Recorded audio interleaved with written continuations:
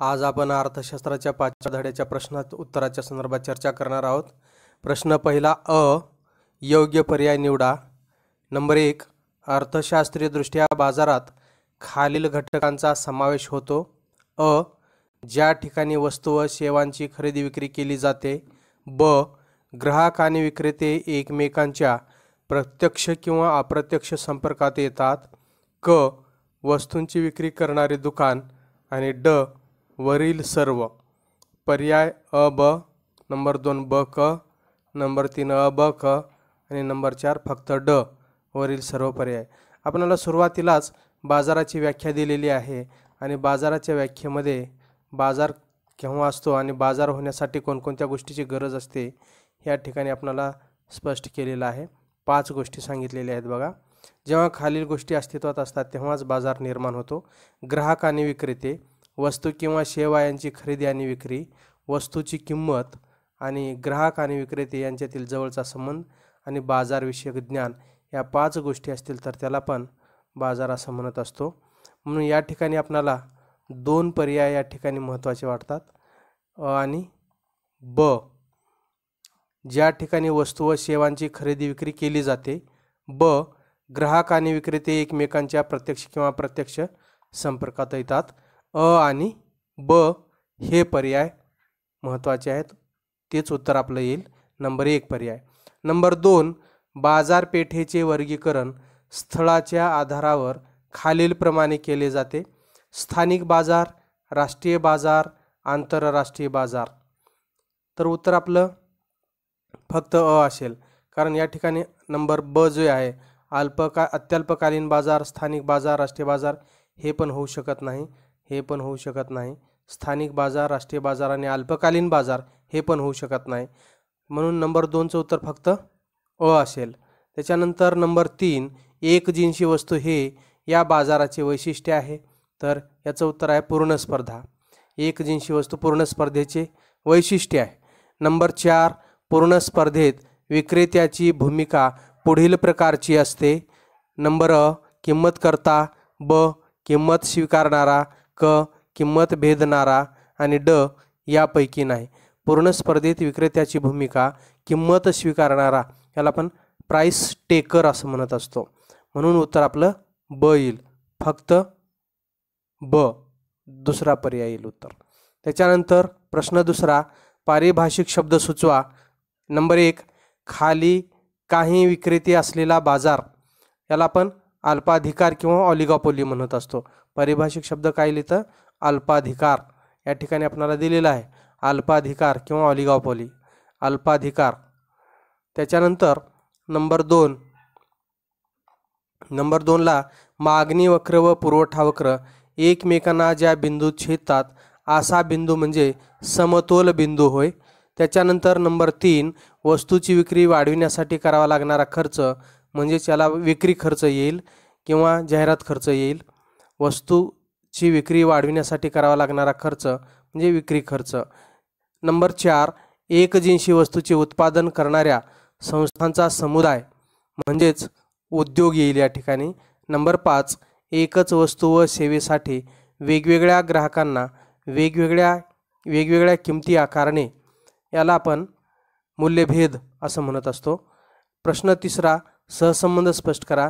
Number 1, पूर्ण स्पर्धा, मुक्त प्रवेश आणि निर्गमन, तर या ठिकाणी मक्तेदारी येईल, प्रवेशावर निर्बंध, इथं मक्तेदारी येईल। नंबर 2, किंमत स्वीकारणारा, पूर्ण स्पर्धा, किंमतकर्ता, मक्तेदारी। नंबर 3, एकच किंमत, पूर्ण स्पर्धा, भिन्न किमती, या ठिकाणी भिन्न किमती याला आपण मक्तेदारी असं म्हणू शकतो। त्याच्यानंतर प्रश्न क्रमांक 4, गटात न बसणारा शब्द ओळखा। नंबर 1, विक्री खर्च, मोफत भेटवस्तू, फलक, जाहिरात, खिडकी, प्रदर्शन आणि पेटंट। या ठिकाणी पेटंट हा शब्द वेगळा आहे, म्हणून गटात न बसणारा हा शब्द असेल नंबर 2, बाजार प्रकार, पूर्ण स्पर्धा, मक्तेदारी, अल्पाधिकार, अल्पकालीन बाजार। हा अत्यल्पकालीन बाजार हा वेगळा शब्द आहे, हे बाकी बाजारपेठेचे प्रकार आहेत। नंबर 3, मक्तेदारीचे प्रकार, या ठिकाणी मक्तेदारीची वैशिष्ट्ये पाहिजे, तर या ठिकाणी मक्तेदारीचे प्रकार न राहता इथं मक्तेदारीची वैशिष्ट्ये पाहिजे, किंमत करता, प्रवेश निर्बंध पाहिजे. या ठिकाणी प्रवेश निर्गमन झालेला आहे, प्रवेश निर्बंध, अनेक विक्रेते हा शब्द या ठिकाणी महत्त्वाचा आहे, हा गटात बसत नाही. पर्यायी वस्तूंचा बाजार, पर्यायी वस्तूंचा अभाव हा शब्द पाहिजे. पर्यायी वस्तूंचा अभाव, मक्तेदारीची वैशिष्ट्ये प्रकाराच्या ठिकाणी वैशिष्ट्ये पाहिजे, किंमत करता, प्रवेश निर्गमनच्या ऐवजी प्रवेश निर्बंध पाहिजे या ठिकाणी, म्हणजे मक्तेदारीच्या वैशिष्ट्यामध्ये येईल. आणि अनेक विक्रेते हे मक्तेदारीचं वैशिष्ट्य नाही. पर्यायी वस्तूंचा अभाव, इथं बाजार नको आहे शब्द, प्रिंट मिस्टेक झालेली आहे प्रश्नामध्ये. नंबर 4, कायदेशीर मक्तेदारी, पेटंट, ओपेक, कॉपीराईट, बोधचिन्ह. कायदेशीर मक्तेदारीमध्ये ओपेक हा शब्द वेगळा आहे म्हणून तो गटात बसणार नाही. त्याच्यानंतर प्रश्न 5वा आहे, थोडक्यात उत्तरे लिहा. नंबर 1, अल्पाधिकार बाजाराची वैशिष्ट्ये सांगा. अल्पाधिकार, ऑलिगॉपॉली, या ठिकाणी तुम्हाला दिलेलं आहे ऑलिगॉपॉली. अल्पाधिकार, ऑलिगोपॉली या शब्दाची उत्पत्ती ग्रीक शब्द ऑलिगोई म्हणजे अल्पसंख्या आणि पॉलिस म्हणजे विक्रेते या शब्दापासून झाली आहे. अल्पाधिकार म्हणजे असा बाजार की ज्यात काही विक्रेते एकजिनसी वस्तूंची किंवा विभेदित वस्तूंचे उत्पादन करतात. उदाहरणार्थ मोबाईल सेवा पुरविणारे, सिमेंट कंपनी इत्यादी. अल्पाधिकाराची वैशिष्ट्ये, नंबर 1, काही विक्रेते असतात. अल्पाधिकार बाजारात काही उद्योग संस्था किंवा विक्रेते असतात. बाजारपेठेवर काही संस्थांचे वर्चस्व असते, तसेच त्यांचे किमतीवर व वस्तूच्या उत्पादनावरही लक्षणीय नियंत्रण असते, जसं की सिमेंट उत्पादन करणाऱ्या काही मोजक्याच कंपन्या आहेत. त्याचबरोबर शीतपेय तयार करणाऱ्या काही मोजक्याच कंपन्या आहेत. नंबर 2, परस्परावलंबन, प्रतिस्पर्धकाने घेतलेल्या कोणत्याही निर्णयाच्या बाबतीत विक्रेत्यांना दक्ष राहावे लागते. या बाजारात काही विक्रेते असल्यामुळे एखाद्या उद्योग संस्थेने वस्तूच्या किमतीत बदल केल्यास इतर उद्योग संस्थांनाही स्पर्धेत टिकून राहण्यासाठी त्यांच्याशी जुळून घ्यावे लागते. उदाहरणार्थ या ठिकाणी परस्परावलंबन म्हणजे या सगळ्या कंपन्या एकमेकावर अवलंबून आहेत.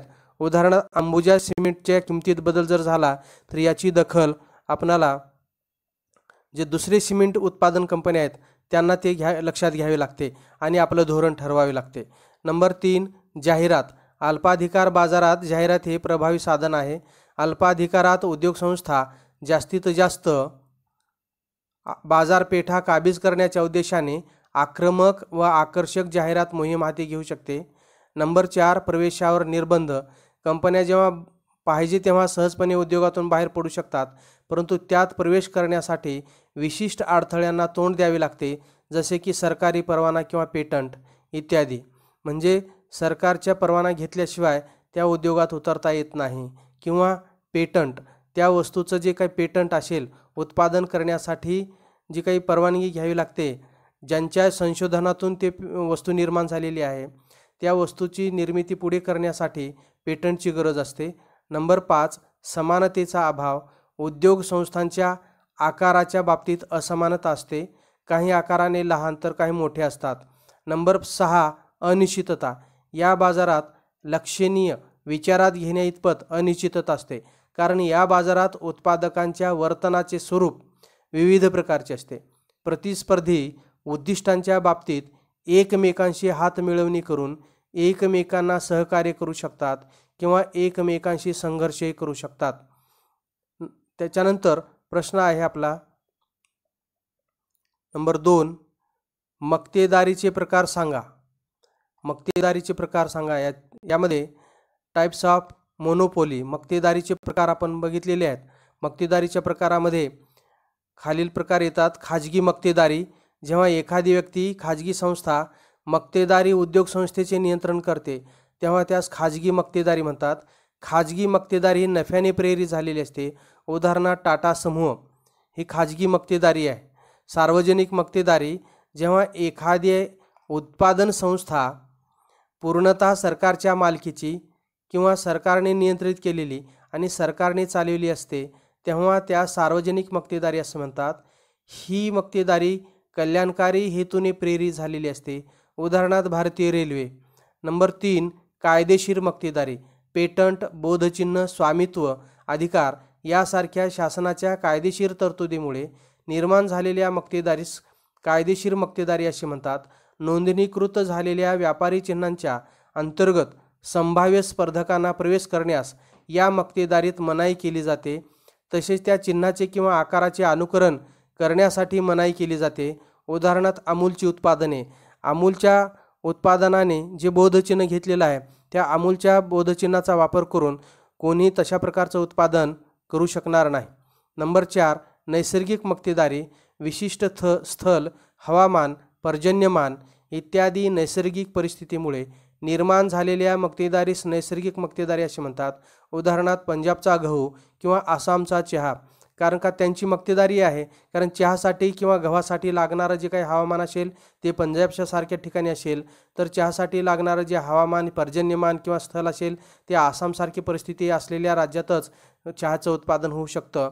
म्हणून जसं की नारळाचं उत्पादन कोकणामध्ये होऊ शकतं, कारण त्या ठिकाणचं हवामान, त्या ठिकाणचं स्थान, पर्जन्यमान ह्या गोष्टी आवश्यक आहेत आणि त्या नैसर्गिकरित्या त्या ठिकाणी निसर्गाने तिथेच बहाल केलेले असल्यामुळे त्या वस्तूचं उत्पादन करण्याची मक्तेदारी केवळ पश्चिम महाराष्ट्रातल्या कोकणात येऊ शकते.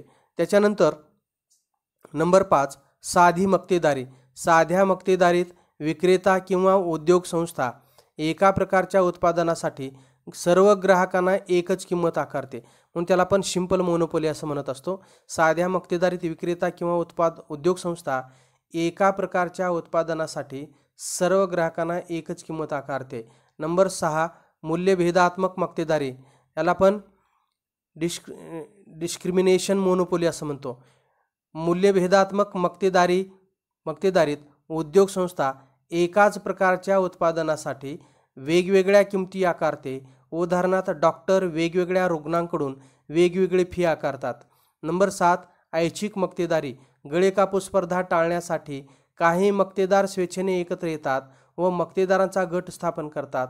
उत्पादित केलेल्या वस्तूंची विक्री करून महत्तम नफा मिळविणे यामुळे सोयीचे होते. उदाहरणार्थ ओपेक या ठिकाणी organisation of petrol exporting community किंवा गट जो म्हणतो कंट्रीज, याच्यामध्ये 13 देश आहेत, ज्याच्यामध्ये तेल उत्पादन करणारे देश एकत्र येऊन आंतरराष्ट्रीय पातळीवर पुरवठ्यावर नियंत्रण ठेवून बाजारपेठेमध्ये किमतीवर नियंत्रण ठेवून किमतीचं स्थैर्य टिकवण्याचा प्रयत्न करतात.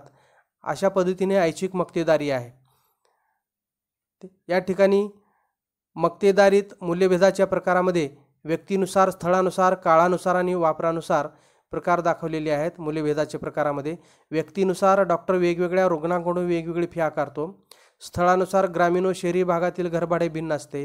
कालानुरूप दिवसापेक्षा रात्रीच्या प्रवासासाठी प्रवास भाडे जास्त असते.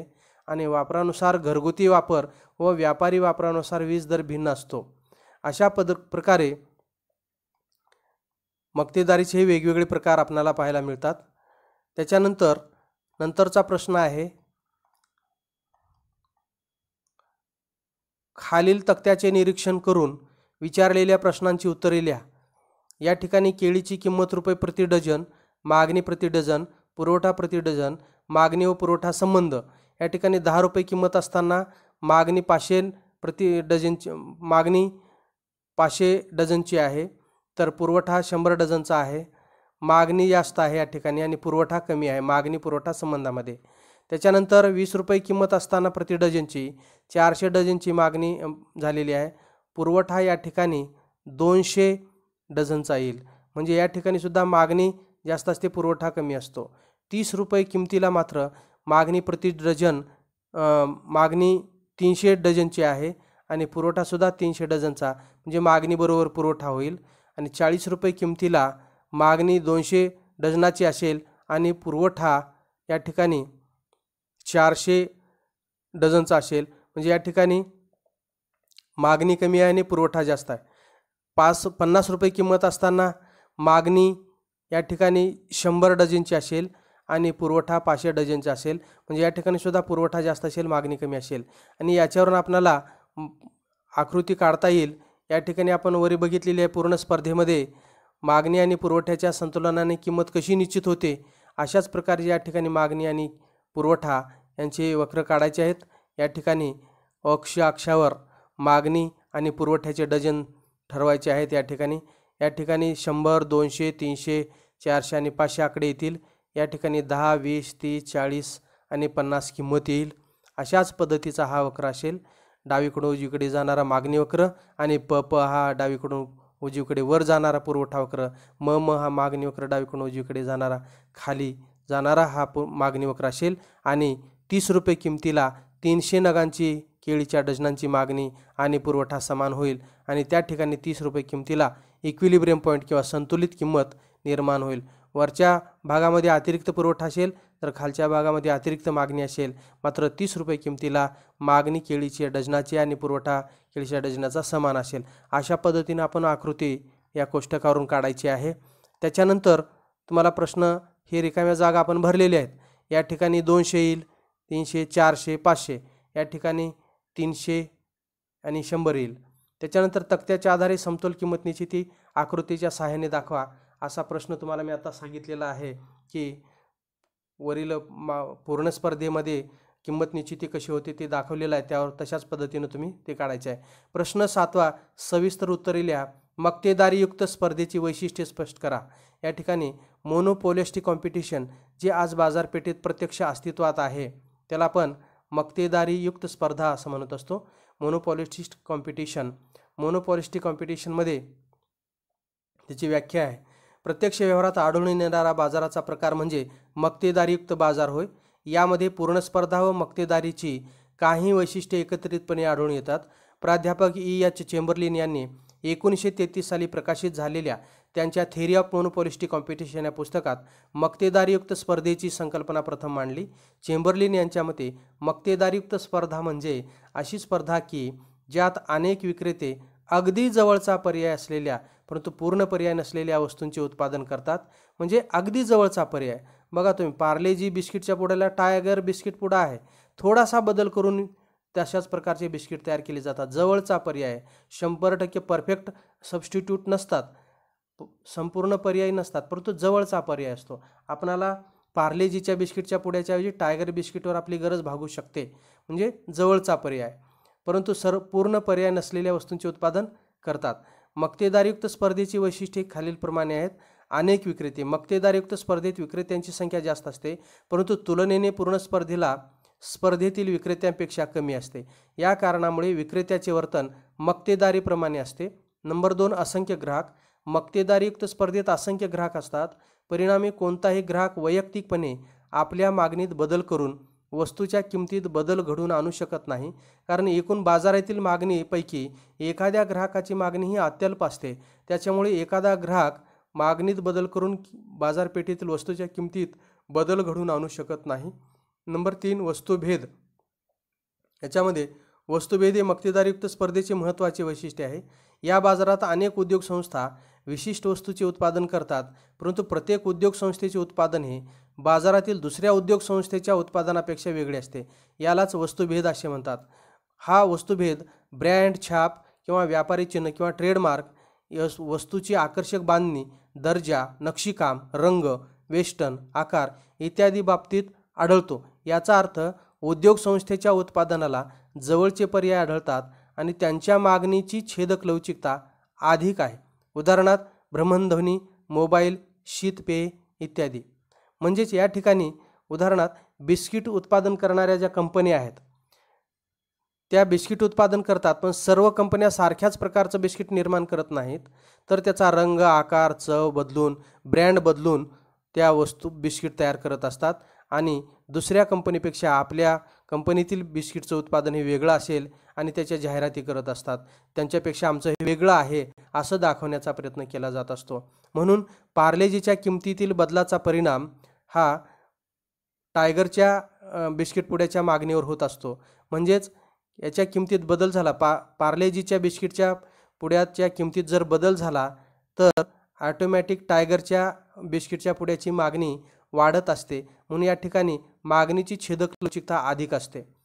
या कारण जवळचे पर्याय आहेत, म्हणून पार्लेजीच्या बिस्किटच्या पुड्याची किंमत जर वाढली तर त्याचा परिणाम टायगर बिस्किटच्या पुड्याच्या मागणीवर होत असतो आणि म्हणून पार्लेजीच्या बिस्किटच्या पुड्याची जर किंमत वाढली तर टायगरच्या पुड्याची मागणी वाढते, म्हणजेच या पार्लेजीच्या पुड्याच्या किमतीचा परिणाम टायगर बिस्किटच्या मागणीवर होतो, म्हणजेच या ठिकाणी मागणीची छेदक लवचिकता अधिक आहे. तसंच भ्रमणध्वनी किंवा मोबाईल वेगवेगळ्या कंपन्यांचे आहेत. एखाद्या कंपनीच्या मोबाईलच्या किमतीतील बदलाचा परिणाम दुसऱ्या कंपनीच्या मोबाईलच्या मागणीवर होत असतो. तसेच शीतपेये जे आहेत वेगवेगळे, थम्सअपच्या किमतीतील बदलाचा परिणाम मिरिंडाच्या मागणीवर होत असतो. अशा प्रकारे मागणीची छेदक लवचिकता अधिक असते. नंबर 4, मुक्त प्रवेश किंवा निर्गमन. पूर्ण स्पर्धेप्रमाणे याही बाजारात नवीन व्यवसाय संस्थांना मुक्त प्रवेश असतो. त्याचप्रमाणे तोटा होत असल्यास कोणतीही उद्योगसंस्था उत्पादन बंद करून स्पर्धेतून बाहेर पडू शकते. विक्री खर्च हा मक्तेदारीयुक्त स्पर्धेतच आढळतो. उत्पादकाच्या उत्पादनाला अधिक मागणी निर्माण करण्यासाठी व वस्तूची विक्री वाढवण्यासाठी करावा लागणारा खर्च म्हणजे विक्री खर्च होय. जाहिरात, दूरदर्शन, आकाशवाणी, फलक जाहिराती, प्रदर्शन, खिडकी प्रदर्शन, मोफत भेटवस्तू, मोफत नमुना वस्तू इत्यादींचा समावेश विक्री खर्चात होतो. जवळचे पर्याय. मक्तेदारयुक्त स्पर्धेत वस्तूंना अगदी जवळचे पर्याय उपलब्ध असतात. उदाहरणार्थ विविध कंपन्यांचे साबण, शीतपेय इत्यादी. या ठिकाणी अत्यंत जवळचे पर्याय असल्यामुळे एखाद्या वस्तूच्या किमतीतील बदलाचा परिणाम त्याला पर्याय असणाऱ्या जवळच्या वस्तूच्या मागणीवर होत असतो. उदाहरणार्थ संतूर साबणाच्या किमतीत जर बदल झाला तर डेटॉल साबणाच्या मागणीत बदल होत असतो. अशा प्रकारे हे जवळचे पर्याय असल्यामुळे त्या ठिकाणी जाहिरात करून आमची वस्तू इतरांपेक्षा कशी वेगळी आहे हे दाखवावी लागत असते. नंबर 7, गट संकल्पना. मक्तेदारीयुक्त स्पर्धेत चेंबरलिन यांनी उद्योग या संकल्पनेऐवजी गटाची संकल्पना वापरली. एकजिनसी वस्तूचे उत्पादन करणाऱ्या संस्थांचा समुदाय म्हणजे उद्योग होय, तर एकमेकांना जवळचा पर्याय असणाऱ्या व वस्तुभेद निर्माण करणाऱ्या संस्थांचा समुदाय म्हणजेच गट होय, म्हणजेच ग्रुप सांगितलेला आहे. उदाहरणार्थ औषध उत्पादित करणाऱ्या संस्थांचा समूह किंवा टाटा ग्रुप, रिलायन्स ग्रुप वगैरे. या ठिकाणी अशा पद्धतीने हे मक्तेदारयुक्त स्पर्धेची वैशिष्ट्ये सांगितलेली आहेत. नंबर 2, पूर्ण स्पर्धेची वैशिष्ट्ये स्पष्ट करा. पूर्ण स्पर्धा म्हणजे काय आणि पूर्ण स्पर्धेच्या बाजारपेठेत किंमत निश्चिती कशी होते, असा 8 मार्काचा प्रश्न 6वा हा नेहमी परीक्षेला विचारला जात असतो. त्याच्यामध्ये पूर्ण स्पर्धा, अर्थ व व्याख्या. पूर्ण स्पर्धा ही प्रत्यक्ष बाजारापेक्षा एक आदर्श आणि काल्पनिक संकल्पना आहे. मिशेस जॉन रॉबिन्सन यांच्या शब्दात, जेव्हा प्रत्येक उत्पादकाच्या उत्पादनाला असणारी मागणी पूर्ण लवचिक असते तेव्हा पूर्ण स्पर्धा अस्तित्वात येते. म्हणजे काय? कारण उत्पादक विकायला बसलेल्या वस्तू ज्या आहेत प्रत्येकाजवळच्या वस्तूचा रंग, आकार, चव, किंमत सारखीच असते आणि ते जवळजवळ विकायला बसलेले असतात. त्याच्यामुळे आणि सगळीकडे त्या वस्तूची किंमत सारखीच असते. साबण विकायला बसलेल्या प्रत्येकाजवळचं साबण सारखंच आहे. त्या ठिकाणी सगळीकडे असलेल्या वस्तू कशा आहेत? होमोजिनियस आहेत, एकजिनसी आहेत. त्याच्यामुळे एखाद्याने जर त्या वस्तूच्या किमतीत बदल केला तर तो संपूर्ण बाजारावर प्रभाव टाकू शकणार नाही. म्हणून एखाद्याने जर किंमत कमी केली तर काही काळातच त्याचा माल विकला जाऊन तो उठून जाईल, किंवा एखाद्याने जर किंमत जास्त ठेवली तर त्याच्याकडे कोणताही ग्राहक फिरणार नाही, त्याचा माल तसाच पडून राहील. म्हणून थोडासाही बदल एखाद्या उत्पादकाने जर आपल्या किमतीत केला वस्तूच्या तर संपूर्ण परिणाम त्या मागणीवर होत असतो. मोठ्या प्रमाणात मागणीत बदल होत असतो आणि म्हणून त्याला पण मागणी पूर्ण लवचिक असे म्हणून आपण पूर्ण स्पर्धेतला मागणीचा वक्र आपण बघितला. पूर्ण लवचिकचा अक्षाला समांतर असा आडवा असतो.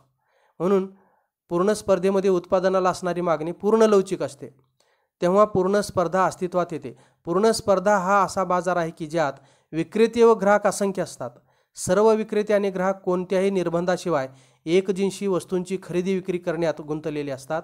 तसेच ग्राहक व विक्रेते यांना बाजार स्थितीचे पूर्ण ज्ञान असते. असंख्य विक्रेते व असंख्य ग्राहक हे पहिलं वैशिष्ट्य आहे. पूर्ण स्पर्धेत असंख्य विक्रेते व असंख्य ग्राहक असतात.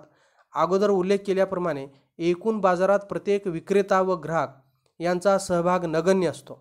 त्यामुळे कोणताही एक विक्रेता बाजारातील किमतीवर प्रभाव पाडू शकत नाही. अशा प्रकारे पूर्ण स्पर्धेत विक्रेते किंमत स्वीकारणारे असतात, या ठिकाणी प्राइस टेकर असतात. बाजारपेठेत जी किंमत प्रस्थापित झालेली असते त्या किमतीचा स्वीकार करून प्रत्येक विक्रेता आपला माल विकत असतो. कारण एखाद्या विक्रेत्याचा पुरवठा हा बाजारपेठेतील एकूण पुरवठ्याच्या प्रमाणात अत्यल्प असतो. म्हणून समुद्रातला एक थेंब जसं समुद्रातल्या पातळीत बदल करू शकत नाही, तसं एखादा विक्रेता बाजारपेठेतील किमतीवर नियंत्रण ठेवू शकत नाही. अशा प्रकारे पूर्ण स्पर्धेत बाजारातील किमतीवर पारडू शकत नसल्यामुळे पूर्ण स्पर्धेत विक्रेते किंमत स्वीकारणारे असतात, याला आपण प्राइस टेकर असं म्हणत असतो. तसेच ग्राहकांची संख्या प्रचंड असते. प्रत्येक ग्राहकाची खरेदी ही एकूण खरेदीचा अल्पसा भाग असतो. त्यामुळे वस्तूच्या किमतीवर कोणताही ग्राहक प्रभाव पडू शकत नाही. म्हणून एखाद्या ग्राहकाची मागणी बाजारपेठेतील एकूण मागणीच्या तुलनेत अत्यल्प असल्यामुळे एखाद्या ग्राहकाने मागणीत बदल करून किमतीवर प्रभाव तो पाडू शकत नाही. एक जिनसी वस्तू. पूर्ण स्पर्धेचे महत्त्वाचे वैशिष्ट्य म्हणजे असंख्य विक्रेत्याकडून विकली जाणारी वस्तू ही ग्राहकाच्या दृष्टीने आकार, रूप, रंग, चव इत्यादी बाबतीत एकजिनसी असली पाहिजे. सर्व वस्तू परस्परांना पूर्णतः पर्यायी असतात. म्हणजेच साबण जर आपण विकत घेतला तर सगळीकडे एकाच प्रकारचा साबण मिळेल आणि तो कुठे जरी घेतला तर त्याच्या स्वरूपात काही बदल होणार नाही, चवीत काही बदल होणार नाही, रंगात काही बदल होणार नाही. त्याच्यामुळे होमोजिनियस प्रोडक्शन हे महत्त्वाचं वैशिष्ट्य पूर्ण स्पर्धेचं आहे. त्याच्यामुळे तो कोणत्याही विक्रेत्याकडे जर वस्तू घेतला तर त्याच्या मानसिक स्थितीत काही बदल होणार नाही. नंबर 3, मुक्त प्रवेश आणि निर्गमन. या बाजारपेठेत प्रवेश आणि निर्गमनावर कुठलेही निर्बंध नसतात. जर नफ्याची आशा असेल तर उद्योग संस्था बाजारात प्रवेश करतात आणि तोट्याची शक्यता असेल तर बाजारातून निर्गमन करतात. म्हणजे एंट्री आणि एक्झिट फ्री आहे. सहज येऊ शकतो, बाजारपेठेत उत्पादन करू शकतो, तोटा झाला तर सहज जाऊ शकतो. एकच किंमत. पूर्ण स्पर्धेच्या बाजारात एकच किंमत असते, जी मागणी आणि पुरवठा यांच्या आंतरक्रियेने निर्धारित होत असते आणि जी संतुलित किंमत आहे ती बाजारपेठेत प्रस्थापित होत असते आणि ती स्वीकारत असतात प्रत्येकजण. बाजाराचे संपूर्ण ज्ञान. ग्राहक आणि विक्रेते यांना बाजार स्थितीचे संपूर्ण ज्ञान असते. प्रत्येक ग्राहक आणि विक्रेता यांना वस्तूची किंमत, गुणवत्ता, दर्जा, पुरवठ्याचा स्रोत इत्यादीचे ज्ञान असते. म्हणजे बाजारपेठेत येणारा माल कुठून येतो, त्याची गुणवत्ता काय, त्याचा दर्जा काय, त्याची किंमत काय, हे विक्रेता आणि ग्राहक या दोघांनाही माहीत असते असं गृहीत आहे, म्हणजे वैशिष्ट्य आहे. नंबर 6, उत्पादन घटकाची पूर्ण गतिशीलता. पूर्ण स्पर्धेचे आणखी एक वैशिष्ट्य असे की उत्पादनाचे घटक हे पूर्णतः गतिशील असतात. म्हणजे श्रम, भांडवल यासारखे घटक भौगोलिकदृष्ट्याच नव्हे तर व्यावसायिकदृष्ट्या सुद्धा गतिशील असतात. म्हणजे भांडवल आणि श्रम एका व्यवसायातून दुसऱ्या व्यवसायात किंवा एका भूप्रदेशातून दुसऱ्या प्रदेशात सहजरित्या जाऊ शकते आणि त्या वस्तूचं उत्पादन करण्यासाठी ते उपलब्ध होऊ शकतात. नंबर 7, वाहतूक खर्चाचा अभाव. पूर्ण स्पर्धेत वस्तूची किंमत सर्वत्र सारखी असते, कारण वाहतूक खर्च गृहीत धरलेला नसतो. या गृहीतकामुळे किंमत समानता निर्माण होत असते. कारण वाहतूक खर्च धरला असता तर प्रत्येकाची किंमत ही वेगवेगळी असते. कारण वाहतूक खर्च जर वस्तूच्या किमतीत ॲड केला तर प्रत्येकाचा वाहतूक खर्च वेगवेगळा असल्यामुळे वस्तूच्या किमतीसुद्धा वेगवेगळ्या असत्या. परंतु या ठिकाणी वाहतूक खर्च गृहीत धरलेला नाही, कारण सगळेजण उत्पादन करणारे हे जवळजवळ उत्पादन करतात आणि जवळजवळ ते विक्री करण्यासाठी बसलेले आहेत. म्हणून वाहतूक खर्चाचा अभाव आहे. या गृहीतकामुळे किंमत समानता निर्माण होत असते. नंबर 8, सरकारी हस्तक्षेप नाही. याला आपण लाजास्फियर इकॉनॉमी किंवा मुक्त अर्थव्यवस्था हस्तक्षेपाचे स्पर्धेचे महत्त्वाचे वैशिष्ट्य आहे. याचा अर्थ आर्थिक घडामोडीमध्ये शासकीय हस्तक्षेपाचा पूर्णतः अभाव असतो. वस्तूची किंमत आणि उत्पादन हे सगळे निर्णय किंवा किंमत निश्चित हे सर्व निर्णय खाजगी उद्योजक घेत असतो. अशा प्रकारे पूर्ण स्पर्धेचे वेगवेगळे वैशिष्ट्ये आपणाला सांगता येतील. तर अशा पद्धतीनं सविस्तर उत्तरामध्ये मक्तेदारयुक्त स्पर्धेची वैशिष्ट्ये पाहिली, पूर्ण स्पर्धेची वैशिष्ट्ये पाहिली आणि याच्यावरून तुम्ही कोष्टाकरून आकृती काढू शकता. तुम्हाला दाखवलेलं आहे पूर्ण स्पर्धेमध्ये जसे मागणी आणि पुरवठ्याचं संतुलन एका विशिष्ट किमतीला झालेलं आहे तशाच पद्धतीनं तुम्ही ते काढायचे आहे.